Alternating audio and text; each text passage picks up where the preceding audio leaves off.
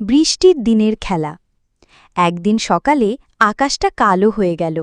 বড় বড় মেঘ এসে ঢেকে দিল পুরো গ্রামটা।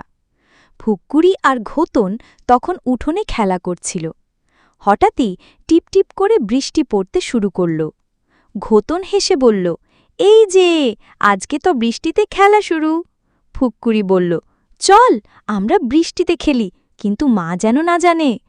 দুজনে দৌড়ে চলে গেল মাঠে।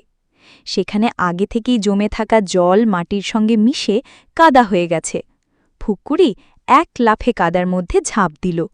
ছোট্ট ঘোতন একটু ভয় পেলেও দিদিকে দেখেই খুশি হয়ে নেমে পড়ল কাদায়।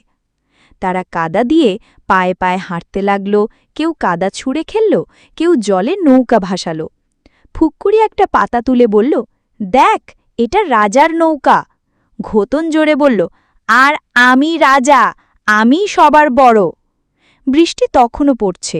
দুজন ভিজে একেবারে চুপচুপে হয়ে গেছে। হঠাৎ মা এসে চিৎকার করে বললেন, এই, কাদামাটি হয়ে গেলে তো, এখন তো ঠান্ডা লেগে যাবে। দুজনে মুখ নিচু করে ঘরে ফিরে এলো, কিন্তু তাদের মুখে তখনও হাসি, কারণ তারা জানত এমন আনন্দময় বৃষ্টির দিন সব সময় আসে না। শিক্ষা: প্রকৃতির সঙ্গে খেলা করাও একরকম আনন্দ, তবে নিজের যত্ন নেওয়াটাও খুব দরকার।